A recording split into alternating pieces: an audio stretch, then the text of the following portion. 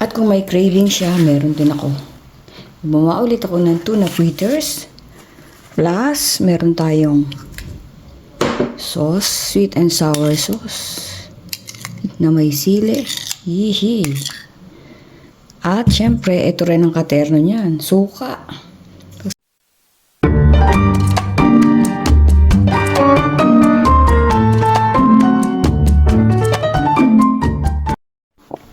Nagluto si Don P. Ayan, sinampalukang manok. Yan ang kanyang cravings ngayon. Today, wala kaming pasok ngayon, kaya food trip. Kanina nag-fried rice ako and everything. Ito naman ngayon ang kanyang niluto. Ayun ako, hello. At kung may craving siya, meron din ako. Gumawa ulit ako ng tuna fritters. Plus, meron tayong sauce, sweet and sour sauce na may sili. Yihi.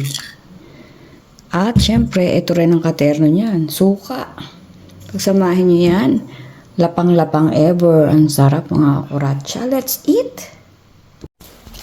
Naglalaway ako. Ano ka, asong ulul naglalaway? Niluto ko po ito. Parang pang fishball na sauce. Tapos isasama mo yan sa suka. Sarap. Nandiyan na si Don P.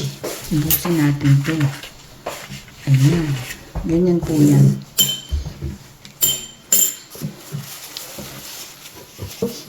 Sinisip ko na. Alrighty. Let's eat. Maglagay kayo ng suka. Hindi ko natikman itong suka ko. Anong lasa? Tikman muna natin.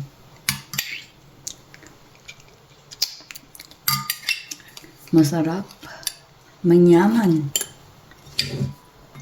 Sarap. Mamaya na raw siya kakain ng kanin. Nagsasain pa ako. Kain po. Asan yung kutsara dyan? Pagsamahin mo tsaka ito. Masarap.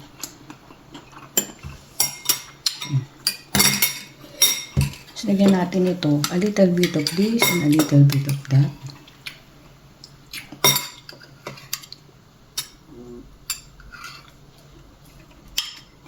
Kumukulo po ang tiyan ni Don P. Huwag mo muna ilagay dyan. Dito mo muna ilagay ko saan man yan. Para kang taga San Miguel. Saan masikip? Kain po tayo. Yee, cravings!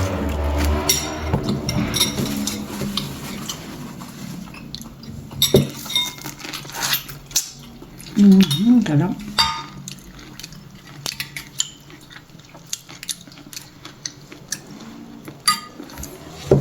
Napaalat ba? Ito.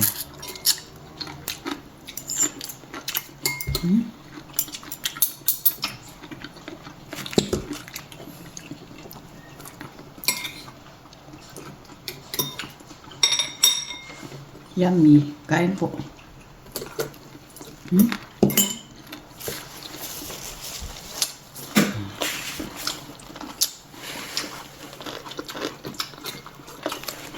Ang daling yung gawin.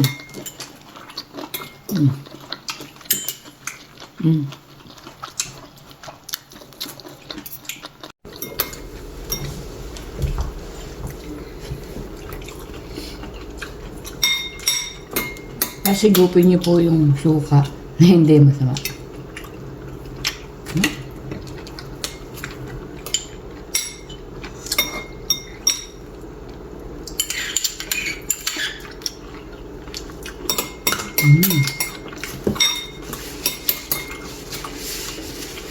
Ano sa mga inumin?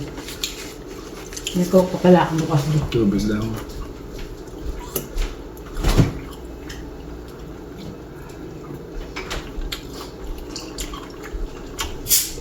Kain po tayo.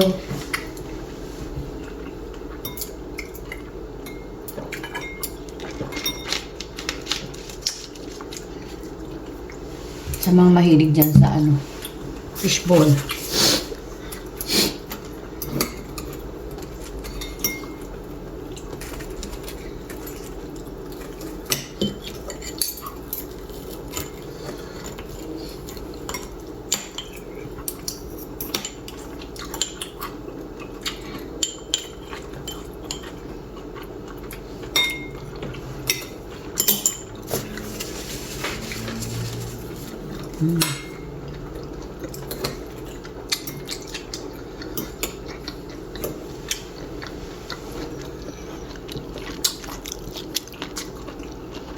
Sarap.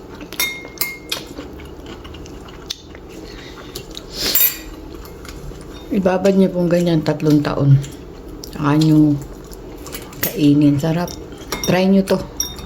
Dali lang. Meron akong recipe dito do sa mga previous vlog ko. Okay? Hindi ka sali. Nakakasipon daw sabi ni Don P. Nakakasipon sa sarap. Sarap naman talaga. Kaya pag may crave, luto lang.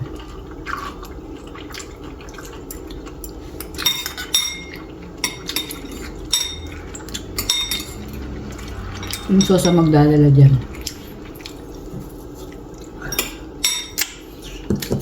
Sarap. No. Pinuri yung luto. Ha? Pinuri ko yung sarili ko.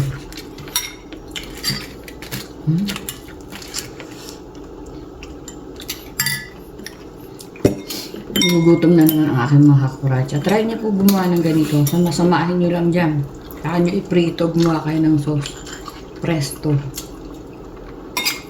Oh.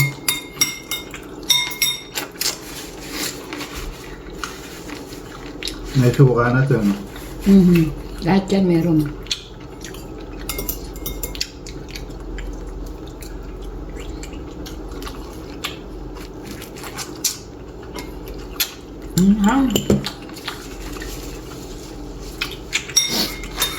Nakakasipon na.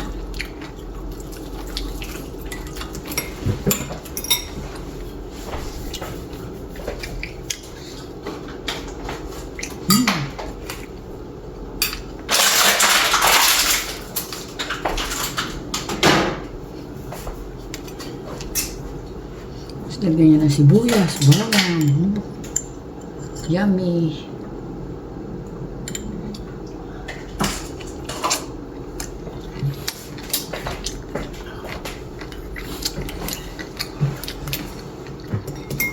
Rat-ratan nga yung luto ko.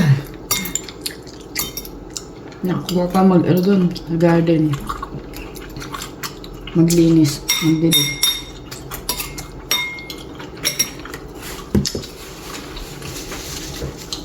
Luto din kayo. Paubos na, oh.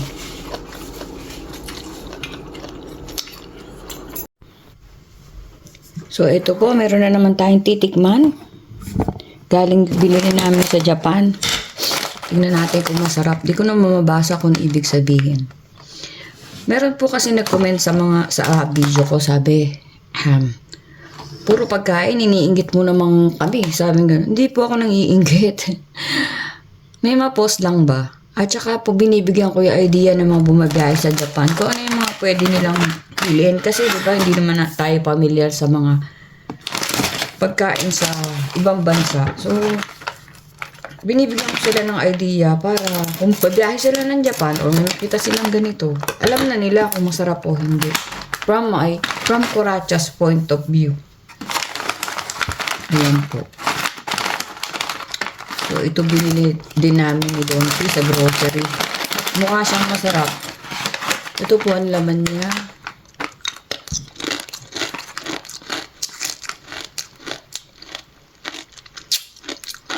Ganito po mga gusto kong pagkain eh.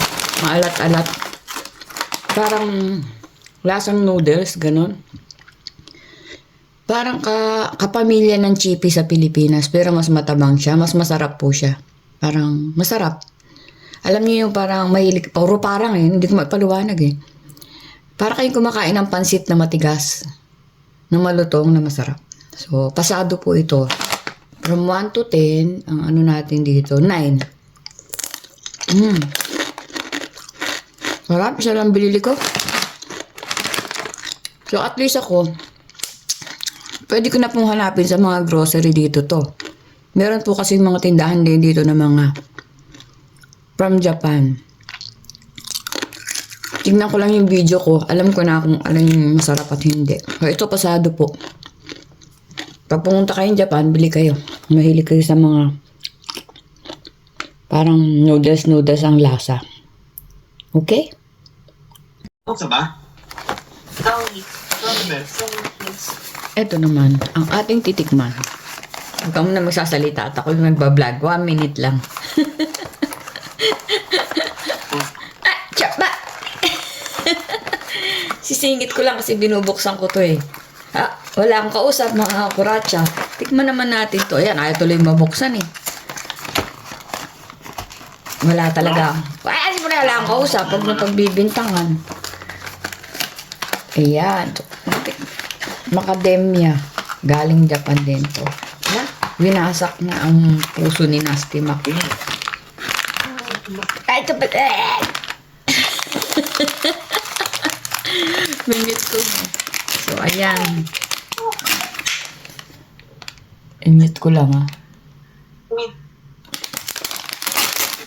So, ito po. Nadidinig mo ako? Ayan po ang laman yan. Ang laman ng kahon ay magada-gada.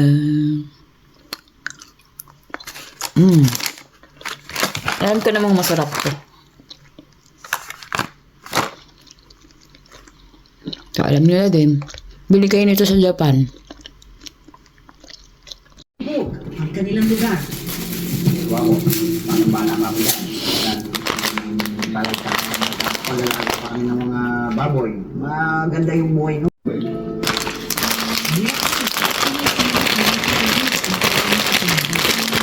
Ganun na ulit ang tama. Ilan kaya silang lulubog? 4 na taong gulang at kanyang pinsa na si Liza Pedro. 6 na taong gulang. Sila yata yun.